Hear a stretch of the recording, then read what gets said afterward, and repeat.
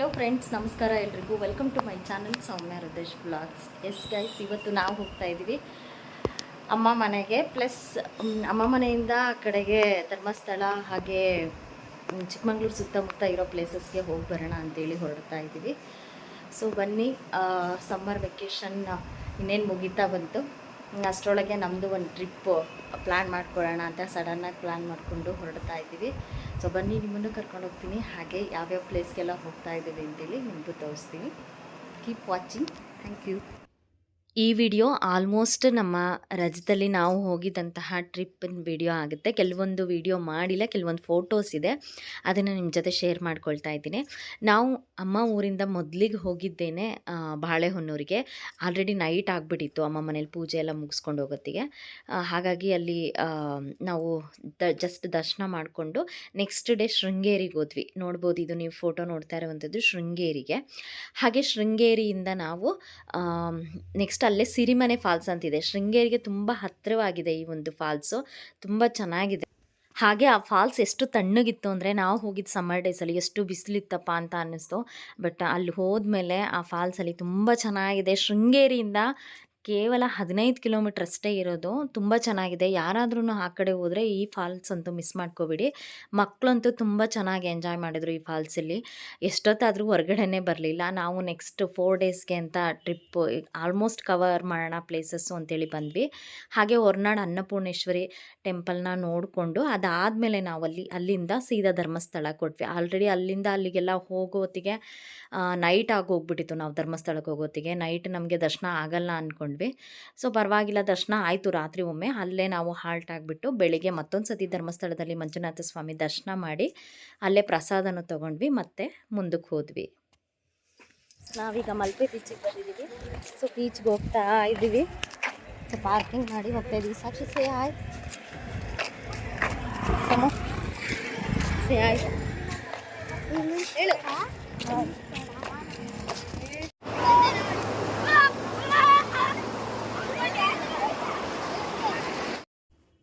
ಈ ಮಂಗಳೂರು ಹಾಗೆ ಕುಂದಾಪುರ, ಉಡುಪಿ ಸೈಡೆಲ್ಲ ಎಷ್ಟು ಬಿಸಿಲಿರುತ್ತೆ ಅಂತ ಹೇಳಿದ್ರೆ, ಈ ಕೋಸ್ಟಲ್ ಏರಿಯಾಸಲ್ಲಿ ತುಂಬಾ ಅದರಲ್ಲೂ ಸಮ್ಮರ್ ಡೇಸಲ್ಲಂತೂ ತುಂಬ ಅಂದರೆ ತುಂಬ ಬಿಸಿಲಿರುತ್ತೆ. ಆದರೆ ನಾವು ಸ್ವಲ್ಪ ಅಲ್ಲಿ ನೀರಲ್ಲೆಲ್ಲ ಆಟ ಆಡೋದ್ರಿಂದ ಸ್ವಲ್ಪ ನಮ್ಗೆ ಅಷ್ಟೊಂದು ಅನ್ನಿಸ್ಲಿಲ್ಲ. ಬಟ್ ಅವತ್ತು ವಾತಾವರಣ ಸ್ವಲ್ಪ ತಿಳಿಯಾಗೇ ಇತ್ತು ಅಂತ ಅನಿಸುತ್ತೆ, ಮೇ ಬಿ. ಯಾಕೆಂದರೆ ಸ್ವಲ್ಪ ಅಷ್ಟೊಂದು ನಾವು ಅವತ್ತು ನೈಟು ಕೂಡ ಮಳೆ ಕೂಡ ಬಂತು. ಬಟ್ ಡೇ ಅಂತೂ ಸ್ವಲ್ಪ ಬಿಸಿಲಿತ್ತು ಸ್ಟಾರ್ಟಿಂಗಲ್ಲಿ. ಆಮೇಲೆ ಸ್ವಲ್ಪ ಮೋಡ ಥರ ಆಗೋಯಿತು. ಹಾಗಾಗಿ ವಾತಾವರಣವೂ ಕೂಡ ಅಷ್ಟು ಇದಾಯಿತು. ನೋಡ್ಬೋದು, ತುಂಬ ಚೆನ್ನಾಗಿದೆ. ಬಹಳ ದಿನಗಳಾದಮೇಲೆ ಈ ಒಂದು ಟ್ರಿಪ್ನ ನಾವು ಹೋಗಿದ್ದು. ಸಮುದ್ರಕ್ಕೆ ಹೋಗದೆ ಎಷ್ಟೋ ವರ್ಷಗಳೇ ಆಗೋಯಿತು. ಮಕ್ಕಳು ಅಂತೂ ಹೋಗೇ ಇರಲಿಲ್ಲ. ಫಸ್ಟ್ ಟೈಮ್ ಅನಿಸುತ್ತೆ ಮಕ್ಕಳು ಹೋಗಿದ್ದು. ಹಾಗಾಗಿ ಮಕ್ಕಳು ತುಂಬ ಚೆನ್ನಾಗಿ ಎಂಜಾಯ್ ಮಾಡಿದ್ರು. ಅವ್ರಿಗೆ ಸಾಕಷ್ಟು ಟೈಮ್ನ ನಾವು ನೀರಲ್ಲಿ ಆಟ ಆಡೋದಕ್ಕೆ ಟೈಮ್ ಕೊಟ್ವಿ. ತುಂಬ ಚೆನ್ನಾಗಿ ಆಟ ಆಡಿದ್ರು, ತುಂಬ ಎಂಜಾಯ್ ಮಾಡಿದ್ರು. ಅದರಲ್ಲಿ ಅವ್ರಿಗೆಲ್ಲ ಬರೀ ದೇವ್ರ ದರ್ಶನಗಳೇ ಆಗೋಯಿತು, ಪ್ರಸಾದಗಳೇ ಆಗೋಯಿತು. ಹಾಗಾಗಿ ಈ 2 ಮಲ್ಪೆ ಬೀಚು ಮತ್ತು ನಾವು ಇನ್ನೊಂದು ಓಮ್ ಬೀಚ್ ಅಂತ ಹೋದ್ವಿ. ಲಾಸ್ಟಲ್ಲಿ ನಿಮ್ಗೆ ತೋರಿಸ್ತೀನಿ. ಆ 2 ಬೀಚಲ್ಲಿ ಮಕ್ಕಳು ತುಂಬ ಚೆನ್ನಾಗಿ ಆಟ ಆಡಿದರು. ತುಂಬ ಸಖತ್. ಆ ನೀರು ಬಿಟ್ಟು ಬರೋಂಗೇ ಇರಲಿಲ್ಲ ಮಕ್ಕಳು, ಅಷ್ಟು ಚೆನ್ನಾಗಿ ಆಟ ಆಡಿದ್ರು ಅಂತ ಹೇಳ್ಬೋದು. ಚೆನ್ನಾಗಾಯಿತು ಈ ಸತಿ ಸಮ್ಮರ್ ಡೇಸ್ ಟ್ರಿಪ್ಪು. ತುಂಬ ಚೆನ್ನಾಗಾಯಿತು. ಮಕ್ಕಳು ತುಂಬ ಚೆನ್ನಾಗಿ ಎಂಜಾಯ್ ಮಾಡಿದರು. ಸಮುದ್ರನೇ ನೋಡಿರಲಿಲ್ಲ. ಫಸ್ಟ್ ಟೈಮ್ ಮಕ್ಕಳು ಇಬ್ಬರು ಕೂಡ ಸಮುದ್ರದಲ್ಲಿ ಆಟ ಆಡಿ ಚೆನ್ನಾಗಿ ಎಂಜಾಯ್ ಮಾಡಿದ್ದು ಅಂತ ಅಂದ್ಕೊತೀನಿ.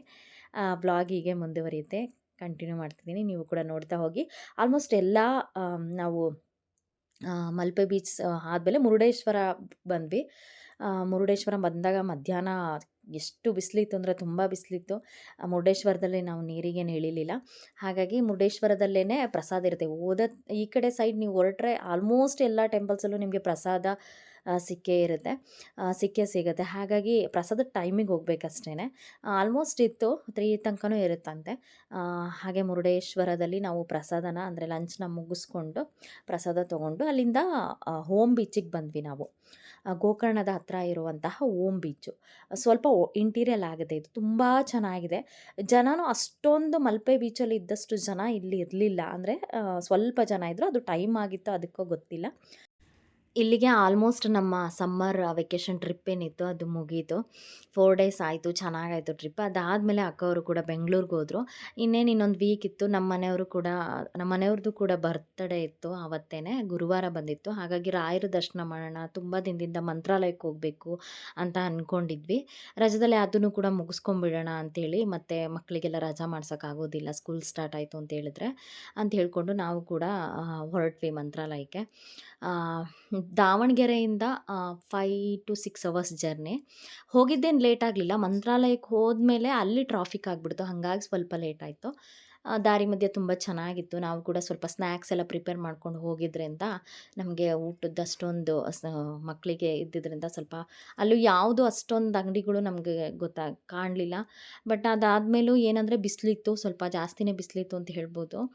ಮತ್ತು ಊಟಕ್ಕೆಲ್ಲ ನೀವು ತೊಗೊಂಡೋದ್ರೇ ತುಂಬ ಒಳ್ಳೆಯದು. ಯಾಕೆಂದರೆ ಅಲ್ಲಿ ಪ್ರಸಾದ ತುಂಬ ರಶ್ ಇತ್ತು. ಅದರಲ್ಲೂ ಗುರುವಾರ ಹೆಂಗಿರುತ್ತಪ್ಪ ಅಂದರೆ ಸಖತ್ ರಶ್ ಇರುತ್ತೆ, ರಾಯರ ವಾರ ಆಗಿರೋದ್ರಿಂದ. ಅದಾದಮೇಲೆ ಇನ್ನೊಂದೇನಪ್ಪ ಅಂದರೆ ಎಲ್ಲೂ ನಾವು ನಿಜ ಮರ ಗಿಡಗಳನ್ನೇ ಜಾಸ್ತಿ ನೋಡಲೇ ಇಲ್ಲ. ಯಾಕೆಂದರೆ ಬಳ್ಳಾರಿ ಆ ಸೈಡು ತುಂಬ ಬೆಂಗಾಡು ಅಂತ ಹೇಳ್ತಾರೆ. ಈ ತೋಟ ಅಂತೂ ನೋಡಲೇ ಇಲ್ಲ. ಯಾವುದೇ ರೀತಿಯಾದಂಥ ತೋಟ, ಈ ಥರದ್ದು ಗಿಡ ಮರ ಜಾಸ್ತಿ ಇರೋದಿಲ್ಲ. ಬಿಸಿಲು ತುಂಬಾ ಇತ್ತು ಅಂತ ಹೇಳ್ಬೋದು. ನಾವು ಹೀಗೆ ಪಯಣನ ಮುಂದುವರೆಸಿದ್ವಿ. ಆಲ್ಮೋಸ್ಟ್ ಬೇಗ ರೀಚ್ ಆದ್ವಿ ನಾವು ಮಂತ್ರಾಲಯಕ್ಕೆ. ದಾವಣಗೆರೆಯಿಂದ 4 1/2 5 ಅವರ್ಸ್ ಒಳಗೇ ನಾವು ರೀಚ್ ಆದ್ವಿ. ಬಟ್ ಏನಾಯ್ತಪ್ಪ ಅಂದರೆ ಮಂತ್ರಾಲಯ ಹತ್ತತ್ರ ಅಲ್ಲಿ ಸರ್ಕಲ್ ಏನಿದೆ ಅಲ್ಲಿಂದ ತುಂಬ ಟ್ರಾಫಿಕ್ ಆಯಿತು. ಒಂದು ಹಾಫ್ ಆನ್ ಅವರಿಂದ 3/4 ಗಂಟೆ ನಮ್ಗೆ ಪ್ರಸಾದ ಸಿಗುತ್ತೆ ಅಂದ್ಕೊಂಡ್ವಿ, ಸಿಗಲಿಲ್ಲ. ಒಂದು 3/4 ಗಂಟೆಯಿಂದ 1 ಅವರ್ ನಮಗೆ ಅಲ್ಲೇ ಟೈಮ್ ಹೋಗ್ಬಿಡ್ತು. ಆಮೇಲೆ ಮತ್ತೆ ಆನ್ಲೈನಲ್ಲೇ ನಾವು ರೂಮ್ಸ್ ಎಲ್ಲನೂ ಕೂಡ ಬುಕ್ ಮಾಡ್ಕೊಂಡಿದ್ವಿ. ನಿಮ್ಗೆ ನೆಕ್ಸ್ಟ್ ತೋರಿಸ್ತಾ ಹೋಗ್ತೀನಿ. ನೋಡ್ಬೋದು, ಇನ್ನೇನು ಹತ್ತತ್ರ ಬಂದ್ವಿ. ನೋಡ್ಬೋದು ನೀವಿಲ್ಲಿ ಎಷ್ಟು ಟ್ರಾಫಿಕ್ ಇದೆ ಅಂತೇಳಿ ನೋಡಿ. ಎಷ್ಟೊಂದು ಟ್ರಾಫಿಕ್ ಇದೆ ಗುರುವಾರ ಆಗಿರೋದ್ರಿಂದ. ಯಾವ ಕಡೆಗೂ ಜಾಗನೇ ಇರಲಿಲ್ಲ. ಅದಾದಮೇಲೆ ನಾವು ಕೂಡ ದರ್ಶನಕ್ಕೆ ಅಂತ ಹೋದ್ವಿ. ಬಟ್ ಟೈಮ್ ಆಗಿದ್ದರಿಂದ ನಮಗೆ ಅವತ್ತು ದರ್ಶನ ಆಗಿಲ್ಲ. ನೆಕ್ಸ್ಟ್ ಬೆಳಿಗ್ಗೆ ನಮಗೆ ರೆಡಿಯಾಗಿ ನಾವು ಕೂಡ ರೂಮಿಂದ ದರ್ಶನ ಮಾಡೋಕ್ಕೆ ಅಂತ ಹೋದ್ವಿ.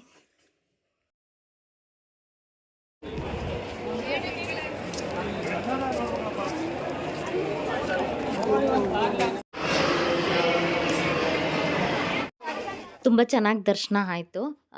ರಾಘವೇಂದ್ರ ಸ್ವಾಮಿಯವರ ದರ್ಶನ ತುಂಬ ಚೆನ್ನಾಗಾಯಿತು. ಹಾಗೆ ಅಲ್ಲೇ ಟಿಫನ್ ಮುಗಿಸ್ಕೊಂಡು ಪ್ರಸಾದ ಸಿಗಲಿಲ್ಲ, ತುಂಬ ರಶ್ ಇತ್ತು ಅವತ್ತು. ಹಾಗಾಗಿ ನಾವು ಅಲ್ಲೇ ಟಿಫನ್ ಮುಗಿಸ್ಕೊಂಡು ನೆಕ್ಸ್ಟ್ ಪಯಣನ ಮುಂದುವರಿಸಿದ್ವಿ. ಹಂಪಿಗೆ ಬಂದ್ವಿ. ಹಂಪಿ ನೋಡ್ಕೊಂಡು ಹೋಗೋಣ ಅಂತೇಳಿ, ನಿಯರ್ ಇರುತ್ತೆ, ಆನ್ ದ ವೇ ಅಲ್ವಾ. ಹಾಗಾಗಿ ಬೇಗ ದರ್ಶನ ಆಗಿದ್ದರಿಂದ ನಮಗೆ ಹಂಪಿ ನೋಡಲಿಕ್ಕೆ ಇನ್ನೊಂದೆರಡು ಪ್ಲೇಸಸ್ ನೋಡ್ಕೊಂಡು ಹೋಗೋಣ ಅಂತ ಹೇಳ್ಕೊಂಡು ಹಂಪಿಗೆ ಬಂದ್ವಿ. ತುಂಬ ಚೆನ್ನಾಗಿತ್ತು. ಮಕ್ಕಳಂತೂ ನೋಡೇ ಇರಲಿಲ್ಲ ಹಂಪಿ ಎಲ್ಲ. ಅವ್ರಿಗೆಲ್ಲನೂ ತೋರಿಸ್ಕೊಂಡು ಹೋಗೋಣ ಅಂತ ಹೇಳ್ಕೊಂಡು ಹಂಪಿಗೆ ಹೊರಟು ಹಂಪಿನೆಲ್ಲ ನೋಡಿಕೊಂಡು ಬಂದ್ವಿ. ಹಂಪೆ ನೋಡೋದಕ್ಕೆ ತುಂಬ ದಿನ ಬೇಕು. ಆ್ಯಕ್ಚುಲಿ ಫುಲ್ ಡೀಟೇಲಾಗಿ ಎಲ್ಲನೂ ಹಂಪಿನಲ್ಲಿ ನೋಡ್ತೀವಿ ಅಂತಂದರೆ ಏನಿಲ್ಲ ಅಂದರೂ 3 ಇಂದ 4 ಡೇಸ್ ಬೇಕೇ ಬೇಕು. ನಾವು ಜಸ್ಟ್ 1 ಅವರಲ್ಲಿ ಏನೇನು ಇಂಪಾರ್ಟೆಂಟ್ ಇದೆ, 1 or 2 ಅವರ್ಸಲ್ಲಿ ಏನೇನು ಇಂಪಾರ್ಟೆಂಟ್ ಇದೆ ಅದನ್ನಷ್ಟೇ ಎಲ್ಲ ನೋಡಿಕೊಂಡು ಮತ್ತೆ ನಾವು ಅವತ್ತೇ ಆನ್ ದ ವೇನೇ ಅಂಜನಾದ್ರಿ ಬೆಟ್ಟಕ್ಕೂ ಕೂಡ ಅವತ್ತೇ ನಾವು ಹೋದ್ವಿ. ಮಧ್ಯಾಹ್ನದ ಮೇಲೆ ಅಂಜನಾದ್ರಿ ಬೆಟ್ಟ ಆಲ್ಮೋಸ್ಟ್ ಸಂಜೆ ಆಗಿತ್ತು. ಹಂಪಿ ಎಲ್ಲ ಮುಗಿಸ್ಕೊಂಡು ನಾವು ಹೊರಟಿದ್ದೇ ಲೇಟು. ಏಕೆಂದರೆ ಹಂಪಿಲಿ ಸ್ವಲ್ಪ ಹೊತ್ತು ರೆಸ್ಟ್ ಮಾಡಿದ್ವಿ, ಅಂದರೆ ಕೂತಿದ್ವಿ ಸುಮಾರು ಹೊತ್ತು ಹಂಪಿನಲ್ಲಿ ಕೂತ್ಕೊಂಡು. ನೆರಳಲ್ಲಿ ತುಂಬ ಚೆನ್ನಾಗಿದೆ. ಯಾಕೆಂದರೆ ದೇವ್ರ ದರ್ಶನಕ್ಕೆ ಸ್ವಲ್ಪ ನಾವು ನಿಂತ್ಕೊಂಡಿದ್ದೇ ಜಾಸ್ತಿ ಆಗಿತ್ತು. ಹಾಗಾಗಿ ಅದಲ್ದೇ ಬೇಗನೂ ಎದ್ದುಬಿಟ್ಟೆ, ಎಲ್ಲರಿಗೂ ಸ್ವಲ್ಪ ಟಯರ್ಡ್ ಆಗಿತ್ತು. ಹಾಗಾಗಿ ಹಂಪಿಲಿ ನಾವು ಸ್ವಲ್ಪ ಹೊತ್ತು ಕೂತ್ಕೊಂಡು ರೆಸ್ಟ್ ಮಾಡಿಕೊಂಡು ನಿಧಾನಕ್ಕೆ ಸ್ವಲ್ಪ ನೋಡಿಕೊಂಡು ಹೊರಟಿದ್ರಿಂದ ಅಲ್ಲಿ ಸ್ವಲ್ಪ ಟೈಮ್ ಹೋಯಿತು. ಇದು ಅಂಜನಾದ್ರಿ ಬೆಟ್ಟಕ್ಕೆ ಹೋಗ್ತಾ ಇರುವಂತಹ ದಾರಿ. ಹಂಪಿಯಿಂದ ಅಂಜನಾದ್ರಿ ಬೆಟ್ಟಕ್ಕೆ ಹೋಗ್ತಾ ಇರುವಂತಹ ದಾರಿ ಮಧ್ಯೆ ತುಂಬ ಚೆನ್ನಾಗಿದೆ. ಹಸಿರು ಸುತ್ತಮುತ್ತ ಇಲ್ಲೊಂದು ಸ್ವಲ್ಪ ಹಸಿರು ಕಾಣಿಸ್ತು. ತೋಟಗಳು ಎಲ್ಲ ತುಂಬ ಚೆನ್ನಾಗಿತ್ತು ಈ ಒಂದು ಜರ್ನಿ. ಹಾಗೆ ದಾರಿ ಮಧ್ಯದಲ್ಲಿ ಕಲ್ಲಂಗಡಿ ಹಣ್ಣು, ಫ್ರೂಟ್ಸ್ನೆಲ್ಲ ತಿನ್ಕೊಂತ ನಾವು ಕೂಡ ಅಂಜನಾದ್ರಿ ಬೆಟ್ಟಕ್ಕೆ ಹೋದ್ವಿ. ಅಂಜನಾದ್ರಿ ಬೆಟ್ಟಕ್ಕೆ ಈ ಮುಂಚೆನೂ ಕೂಡ ಹೋಗಿದ್ದೆ, ಆದರೆ ಮಕ್ಕಳು ನೋಡಿರಲಿಲ್ಲ. ಹಾಗಾಗಿ ಅಂಜನಾದ್ರಿ ಬೆಟ್ಟಕ್ಕೆ ನಾವು ಎಂಟ್ರಿ ಆದ್ವಿ. ತುಂಬಾ ಚೆನ್ನಾಗಿತ್ತು.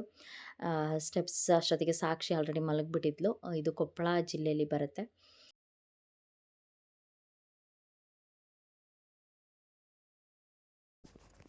ನಾನು ನನ್ನ ಮಗ ಅಷ್ಟೇ ಬೆಟ್ಟ ಹತ್ತಿದ್ದು.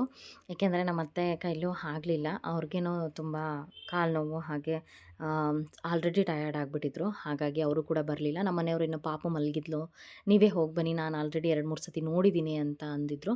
ಹಾಗಾಗಿ ನನ್ನ ಮಗ ಮತ್ತು ನಾನು ಕೂಡ ಹತ್ತೋಣ ಅಂತೇಳಿ ಬೇಗ ಹತ್ಬಿಟ್ಟು ಬಂದ್ವಿ.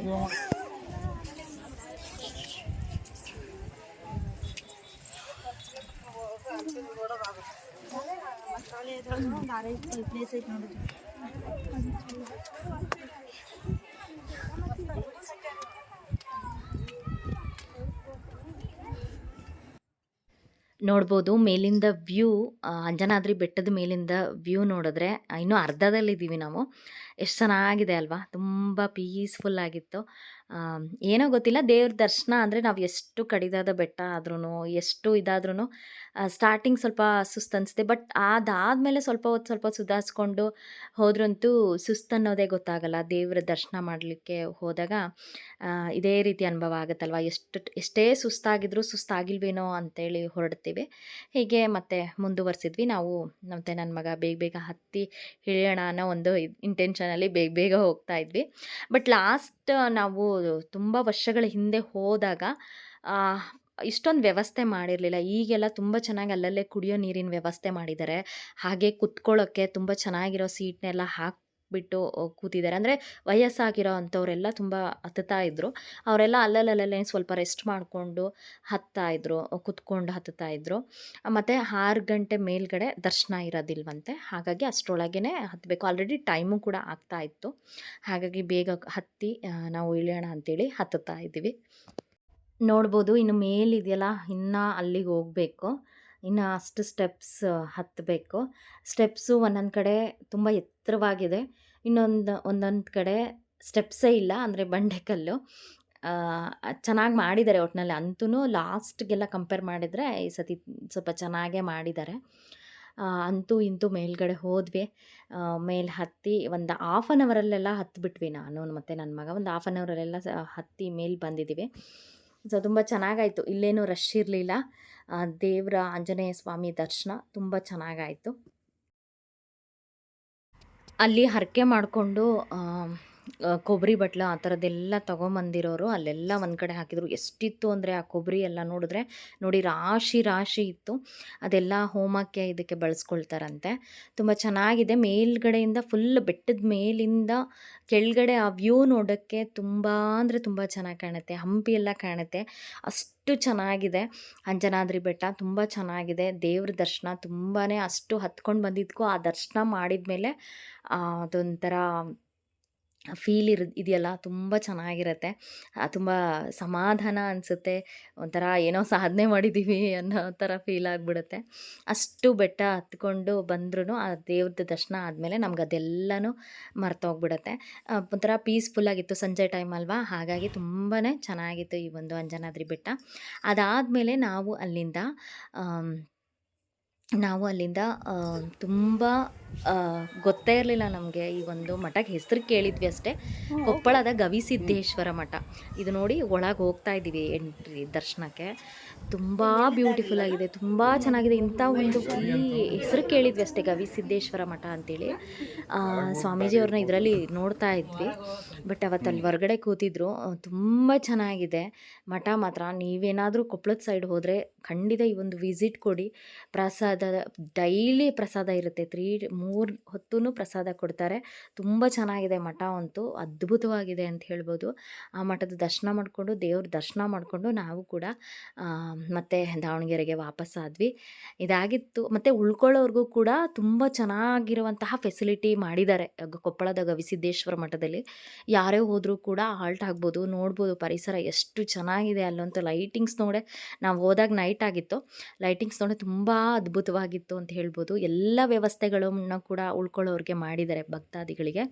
ಹಾಗೆ ಸ್ವಾಮೀಜಿಯವ್ರ ದರ್ಶನ ಕೂಡ ಮಾಡಿಕೊಂಡು ನೆಲ್ಲ ನಮಸ್ಕಾರ ಮಾಡಿಕೊಂಡು ನಾವು ಕೂಡ ದಾವಣಗೆರೆಗೆ ರಿಟರ್ನ್ ಆದ್ವಿ. ಕೊಪ್ಪಳದ ಗವಿಸಿದ್ದೇಶ್ವರ ಮಠದಿಂದ ಹೊರಟು ದಾವಣಗೆರೆಗೆ ಮತ್ತೆ ವಾಪಸ್ಸಾದ್ವಿ. 3.5 ಅವರ್ ಜರ್ನಿ ಅಷ್ಟೇ ಅಲ್ಲಿಂದ. ತುಂಬ ಚೆನ್ನಾಗಿತ್ತು ಈ ಸತಿ ಸಮ್ಮರ್ ವೆಕೇಷನ್ನ ನಮ್ಮ ಒಂದು ಟ್ರಿಪ್ಗಳು. ಎಲ್ಲ ಟ್ರಿಪ್‌ಗಳ್ನು ಒಂದೇ ವಿಡಿಯೋದಲ್ಲಿ ತೋರಿಸೋ ಪ್ರಯತ್ನ ಮಾಡಿದ್ದೀನಿ. ಈ ಒಂದು ಪುಟ್ಟ ಪ್ರಯತ್ನಕ್ಕೆ ನಿಮ್ಮದೊಂದು ಮೆಚ್ಚುಗೆ ಇರಲಿ. ಹಾಗೆ ತುಂಬಾ ಚೆನ್ನಾಗಾಯಿತು ಅಂತ ಹೇಳ್ಬೋದು. ಎಲ್ಲ ಟ್ರಿಪ್‌ಗಳು ಕೂಡ ತುಂಬ ಚೆನ್ನಾಗಾಗಿ ಆಯಿತು ಈ ಸತಿ. ಎಲ್ಲರೂ ಕೂಡ ತುಂಬ ಚೆನ್ನಾಗಿ ಎಂಜಾಯ್ ಮಾಡಿದ್ವಿ. ಮಕ್ಕಳು ತುಂಬ ಚೆನ್ನಾಗಿ ಎಂಜಾಯ್ ಮಾಡಿದರು ಆ ಬೀಚಲ್ಲಿ. ಹಾಗೆ ಎಲ್ಲ ದೇವರುಗಳ ದರ್ಶನನೂ ಕೂಡ ಆಯಿತು. ಗವಿಸಿದ್ದೇಶ್ವರ ಮಠ ಅಂತೂ ತುಂಬ ಚೆನ್ನಾಗಿತ್ತು. ರಾಘವೇಂದ್ರ ಸ್ವಾಮಿ ದರ್ಶನ ಆಯಿತು. ಇದೆಲ್ಲನೂ ಒಂದೇ ವಿಡಿಯೋದಲ್ಲಿ ತೋರಿಸೋ ಪ್ರಯತ್ನ ಮಾಡಿದ್ದೀನಿ. Thank you for watching my channel ಅಂತ ಹೇಳ್ತಾ ಮತ್ತೊಂದು ಒಳ್ಳೆ ವಿಡಿಯೋದೊಂದಿಗೆ ನಿಮ್ಮ ಮುಂದೆ ಬರ್ತೀನಿ. ಒಂದು ಒಳ್ಳೆ ವಿಡಿಯೋದೊಂದಿಗೆ ಮತ್ತೆ ಸಿಗೋಣಂತೆ. ಅಲ್ಲಿವರೆಗೂ ಎಲ್ರಿಗೂ ನಮಸ್ಕಾರ. ವಿಡಿಯೋ ಇಷ್ಟ ಆಗಿದ್ದರೆ ಲೈಕ್ ಮಾಡಿ, ಶೇರ್ ಮಾಡಿ, ಕಮೆಂಟ್ ಮಾಡಿ. ಹಾಗೆ ಹೊಸ್ದಾಗಿ ಯಾರು ನೋಡ್ತಿದ್ದೀರಾ ಅವರು ಸಬ್ಸ್ಕ್ರೈಬ್ ಮಾಡಿ ನೋಡಿ ಅಂತ ಹೇಳ್ತಾ ಈ ವಿಡಿಯೋನ ಇಲ್ಲೇ ಮುಗಿಸ್ತಾ ಇದ್ದೀನಿ. ಮತ್ತೊಂದು ಒಳ್ಳೆ ವಿಡಿಯೋದೊಂದಿಗೆ ಮತ್ತೆ ಭೇಟಿ ಆಗ್ತೀನಿ ಅಂತ ಹೇಳ್ತಾ ಅಲ್ಲಿವರೆಗೂ ಎಲ್ರಿಗೂ ನಮಸ್ಕಾರ. Thank you for watching my channel. Thank you.